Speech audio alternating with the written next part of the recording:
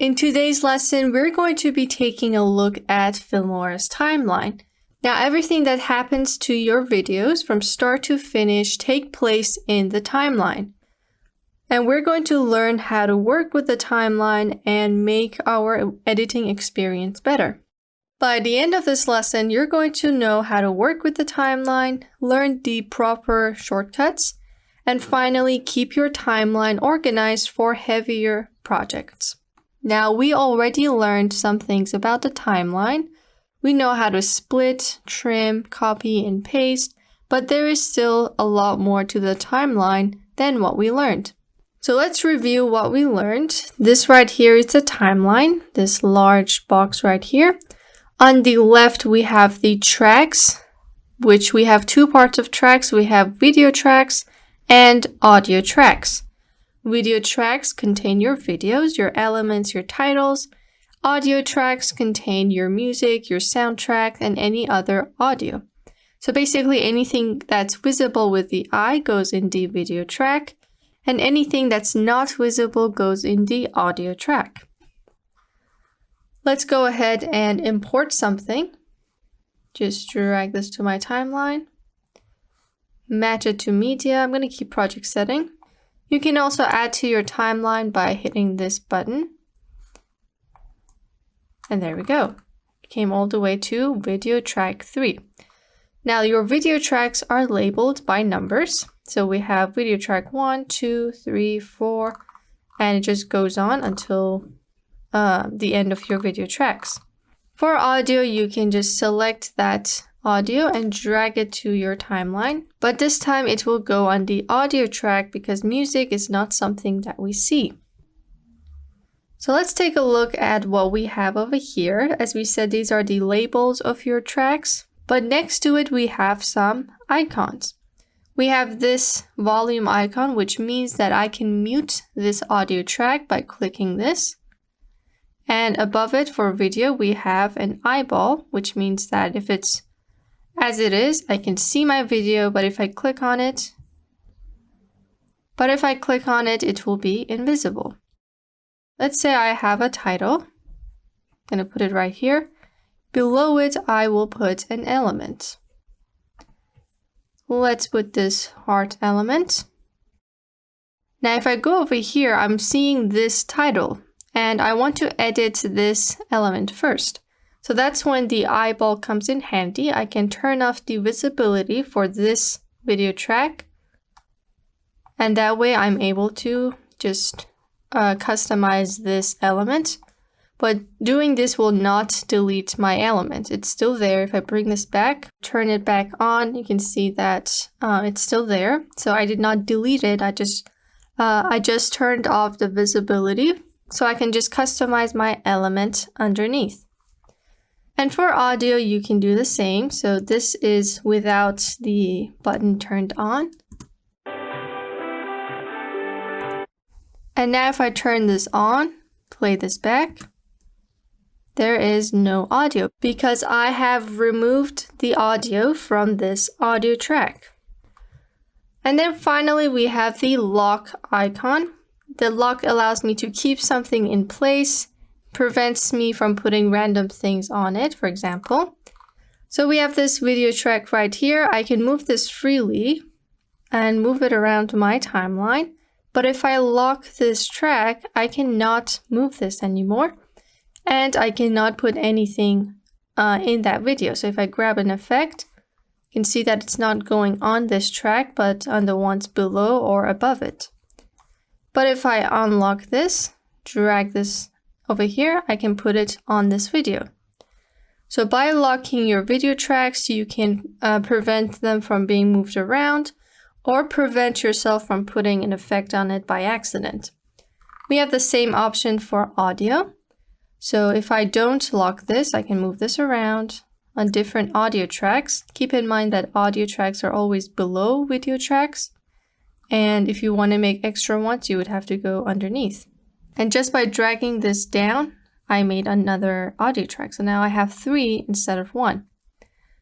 But if I lock this in place, I cannot move it and I cannot do anything with it. I cannot double click to add some, maybe change the pitch of the audio, I cannot do anything to it unless I unlock this audio track.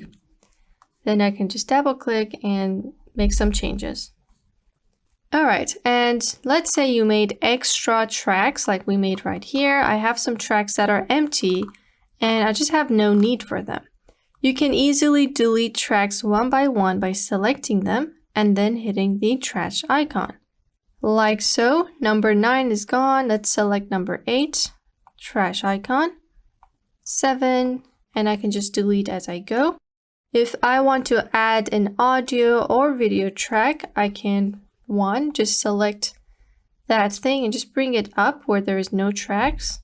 Let go and I have a track. Same thing for audio.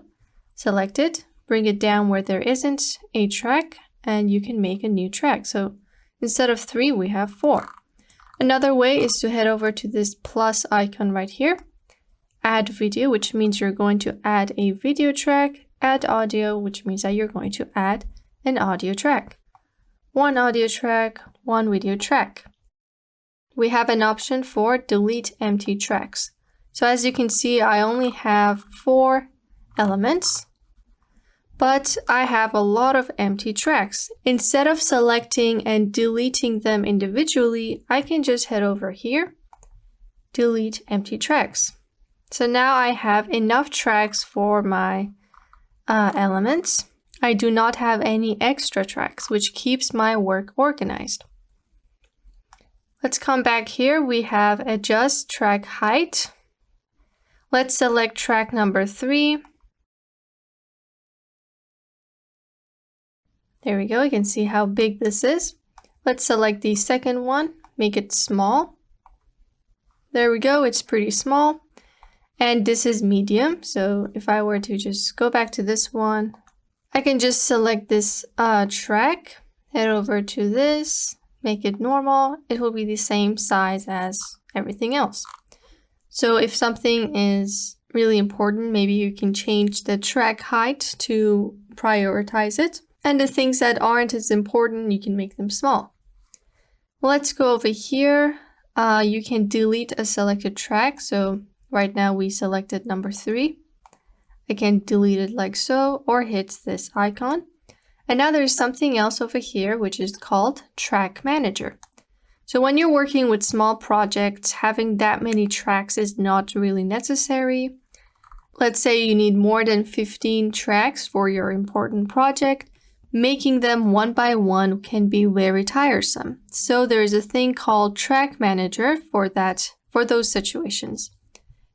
Let's check it out, open Track Manager.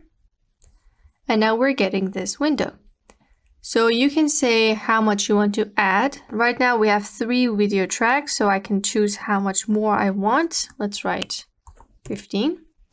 And then the placement, so do I want them to be below track 1 or above track 1 or above my element or text actually, which would be track 3. So I want it to be above track 3, above everything else that I already made. Select that. We have the same option for audio tracks, so I'm going to make 15 audio tracks, and here I can choose it to be above track 1. Hit OK. And now you can see we have 16 audio files and 15 video tracks, but we already had 3, so now it's 18. There we go. And as you can see, the new ones are above video track 3, just like we asked. And the new audio tracks are below audio track 1. So you can use the audio track manager if you want to get a large number of tracks. But if not, you can always just make them one by one. It all depends on how many tracks you need. Let's go ahead and delete the empty tracks. There we go. So I have 4 tracks. 1 audio and 3 video. Alright, now let's take a look at the other parts of our timeline. This orange thing right here is the playhead.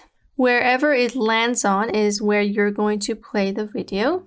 So right now I'm on 15 seconds, you can see right here and over here. Move it back to 10 seconds, 10 second, 10 second.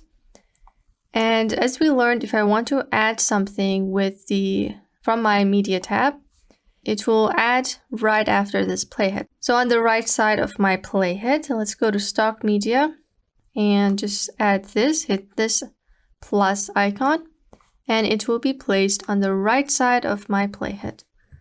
Command Z, Control Z. Let's try here. And now it's going to move over here.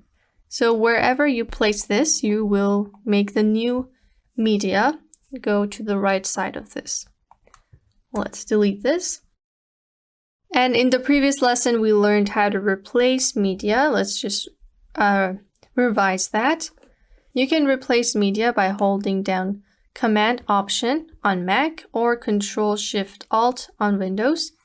Select your previous media, hold down those keys, drag it onto the old media, let go. And now you have placed the media in the exact spot where the old media was, without having to maybe reapply the effects and all that. Let's try that again, but let's put some effects on this video first. Let's make it black and white. I'm just piling up different filters. And there we go. If I double click on this media, we have 1, 2, 3, 4, 5 different effects on this video. So now let's say I changed my mind and I don't want this video, but I still want these effects. I can easily replace the media and keep the effects as they are.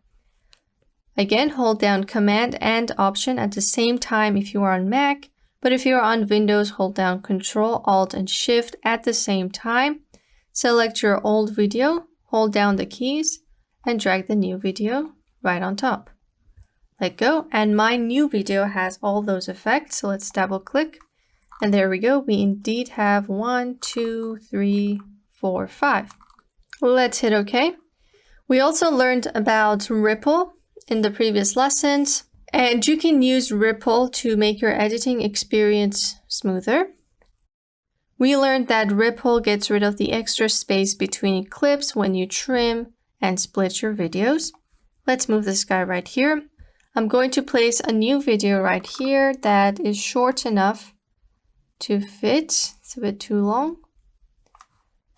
Let's just put an image.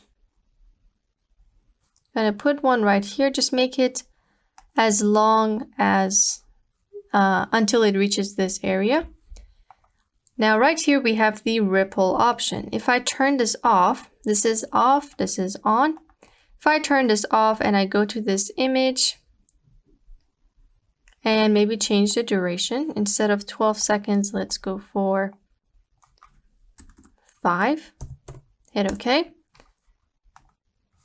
This space is created, and if I don't have auto ripple on, I have to select this box and hit backspace and just bring the second video back, or I could just drag this one over here. So this creates extra work for me. Let's hit Control Z. But if I had auto ripple turned on, let's go back. Let's turn this back on and do that again. Select the image. Turn this back to 5 seconds. The new video is brought to the new duration. So I didn't have to work with that extra space between my two clips. Filmora did that for me because of auto ripple. So if I'm working with a lot of media and I'm speeding things up, I'm trimming them, I'm splitting them, turning auto ripple on really helps me out because I don't have to work with that extra space and get rid of it manually. You can zoom into your timeline to see things better with these two icons. Go to this side, it minimizes the timeline. Go to this side, it zooms it in until the maximum amount, which is this much. You can also click this bar right here that has the numbers. Go left to minimize, right to maximize. And let's say I've zoomed into the maximum amount to check something, a small detail on my clips.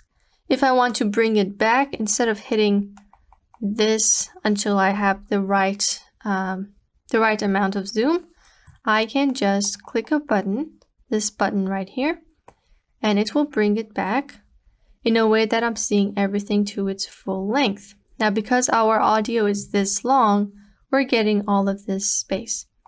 Let me just split my audio and then hit this icon again. And there we go. So just by hitting that button, you are going to snap your timeline to the length of your footage. The shorter your footage is, the more zoomed in your timeline will be. So instead of having all this extra space, I can hit this button and just work with the things that I have on my timeline. You can also mark things on your timeline and indicate different parts on your footage where you want to add an effect or add a text. Let's say at this part of my image, let's actually replace this. Select the footage, Command Option, bring this right here. At this part of my video, I want a text. Instead of remembering what duration this is, I can hit M on my keyboard. And just with that, I can select it like this to bring my playhead exactly at that moment, where I can, let's say, put a element right here. So this will happen right where I want it to. Let's mute this. This will happen right where I decided, and this way I can make sure that it's not a second late or a second over. Now let's learn about Filmora shortcuts. Shortcuts are keys on your keyboard that you can press to get a different result. For example, we know some of the shortcuts, such as the undo shortcut, which is Ctrl-Z or Command-Z. But there are many more, so let's see where we can customize those shortcuts. If you are on Mac, that would be Wondershare Filmora 11, keyboard shortcuts. But if you are on Windows, then you need to go to File and then Keyboard Shortcuts.